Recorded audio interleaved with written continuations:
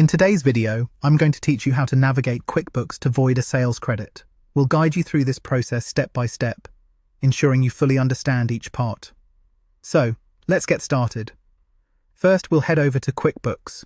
You can easily do this by opening your web browser and typing in the QuickBooks URL, which is qbo.intuit.com/app/homepage. When you arrive at the homepage, take a moment to familiarize yourself with the layout if you're not already accustomed to it.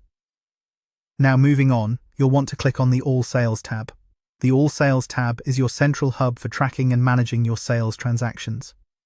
This tab will display a comprehensive list of all sales-related activities, which is incredibly useful for staying organized. Clicking here brings up a list of transactions, so take a few seconds to let it load fully. Next, you'd want to find the transaction you're looking to void. Simply click on Select. This step involves locating the appropriate sales transaction that needs to be voided. If your transactions are numerous, consider using the search function to quickly filter through them. Once you've found your transaction, clicking Select will help you access the details you need. Now, with the transaction selected, let's move on to the drop-down menu. By clicking on this drop-down menu, you'll uncover various options specific to the selected transaction. These options include actions you might want to take concerning the transaction. This step is important because the drop-down contains the void option we need for our next action.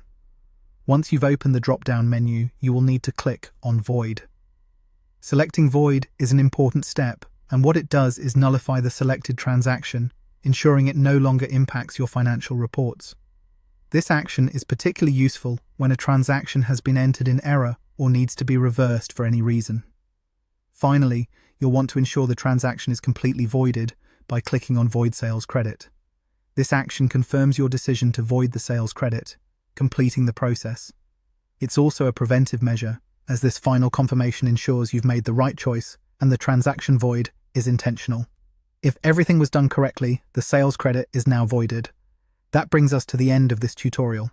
Following these instructions will help you manage your transactions effectively in QuickBooks, avoiding any potential auditing discrepancies. Stick around for more easy guides, helping you make the most of your accounting software. Thanks for watching.